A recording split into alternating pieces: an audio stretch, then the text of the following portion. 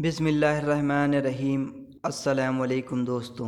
حضرت یوسف علیہ السلام حضرت یعقوب علیہ السلام کے بیٹے اور حضرت ابراہیم علیہ السلام کے پڑپوتے ہیں۔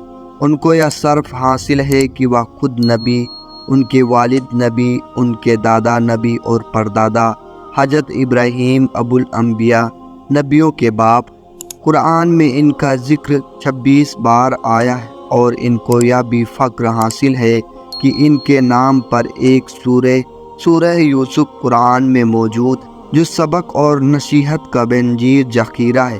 اس لیے قرآن مجید میں حضرت یوسف علیہ السلام کے واقعے کو اصحان القصص کہا گیا ہے۔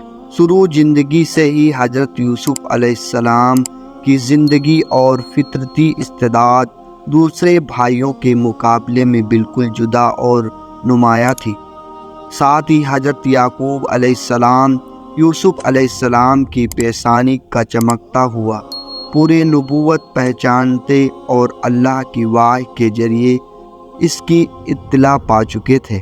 انہی وجہ سے وہ اپنی تمام اولاد میں حضرت یوسف علیہ السلام سے بے حد محبت رکھتے تھے، اور یہ محبت یوسف کے بھائیوں سے بے حد ساک اور ناقابل برداشت تھی، اور وہ ہر وقت اس فکر میں لگے رہتے تھے کہ یا تو حضرت یعقوب کے دل سے اس محبت کو نکال ڈالیں اور یا پھر یوسف کو ہی اپنے راستے سے ہٹا دیں تاکہ قصہ پاک ہو جائے۔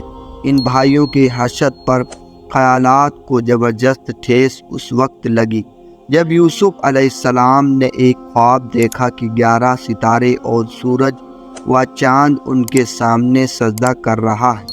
حضرت یعقوب علیہ السلام نے یہ خواب سنا تو سختی کے ساتھ ان کو منع کر دیا کہ اپنا یہ خواب کسی کے سامنے نہ دہرانا، ایسا نہ ہو کہ سن کر تیرے بھائی بری طرح پیش آئیں، کیونکہ شیطان انسان کے پیچھے لگا ہے اور تیرا خواب اپنی تعبیر میں بہت صاف اور واضح ہے۔ لیکن حسد کی بھڑکتی ہوئی آگ نے ایک دن یوسف کے بھائیوں کو ان کے خلاف سازش کرنے کو مجبور کر ہی دیا۔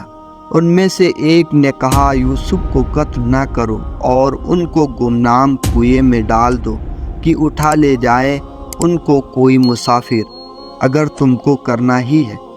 اس مشورے کے بعد سب جمع ہو کر حضرت یعقوب کی خدمت میں حاضر ہوئے اور کہنے لگے، اے باپ، کیا بات ہے کہ تم یوسف کے بارے میں ہم پر اعتماد نہیں، حالانکہ ہم اس کے خیر خواہ ہیں۔ حضرت یعقوب سمجھ گئے کہ ان کے دلوں میں کھوٹ ہے۔ یعقوب نے کہا، مجھے اس سے رنج اور دکھ پہنچتا ہے کہ تم اس کو اپنے ساتھ لے جاؤ، اور مجھے یہ ڈر ہے کہ اس کو بھیڑیے کھا جائیں اور تم غافل رہو۔ یوسف کے بھائیوں نے یہ سن کر ایک زبان ہو کر کہا، اگر کھا گیا اس کو بھیڑیا جبکہ ہم سب طاقتور ہیں، تو بے شک اس شکل میں تو ہم نے سب کچھ گنوا دیا۔ غرض یوسف علیہ السلام کے بھائی یوسف کو سیر کرانے کے بہانے لے گئے اور مشورے کے مطابق اس کو ایک کنویں میں ڈال دیا جس میں پانی نہ تھا اور مدت سے سوکھا پڑا تھا، اور واپسی میں اس کی قمیض کو کسی جانور کے خون میں تر کر کے روتے ہوئے حضرت یعقوب علیہ السلام کے پاس آئے اور کہنے لگے، اے باپ، اگرچہ ہم اپنی سچائی کا کتنا ہی یقین دلائیں، مگر تم کو ہرگز یقین نہ آئے گا کہ ہم دوڑ کر ایک دوسرے سے آگے نکلنے میں لگے ہوئے تھے کہ اچانک یوسف کو بھیڑیا اٹھا لے گیا۔ حضرت یعقوب علیہ السلام نے یوسف کے لباس کو دیکھا تو خون سے لت پت تھا، مگر کسی ایک جگہ سے پھٹا ہوا نہ تھا اور نہ چاک دما تھا۔ فوراً حقیقت بھاپ گئے، مگر بھڑکنے، طعن و تکنیم کرنے اور نفرت و حراکت کا طریقہ بجائے پیغمبرانہ علم و فراست کے ساتھ یہ بتا دیا کہ حقیقت کی کوشش کے باوجود تم اسے چھپا نہ سکے۔ ادھر یہ باتیں ہو رہی تھیں، ادھر حجازی اسماعیلیوں کا ایک قافلہ شام سے مصر کو جا رہا تھا۔ وہاں دیکھ کر انہوں نے پانی کے لیے ڈول ڈال دیا۔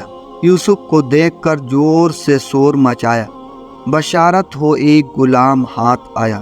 غرض اس طرح حضرت یوسف کو اسماعیلی تاجروں کے قافلے نے اپنا غلام بنا لیا اور تجارت کے مال کے لیے ان کو بھی مصر لے گئے اور بازار میں رواج کے مطابق بیچنے کے لیے پیش کر دیا۔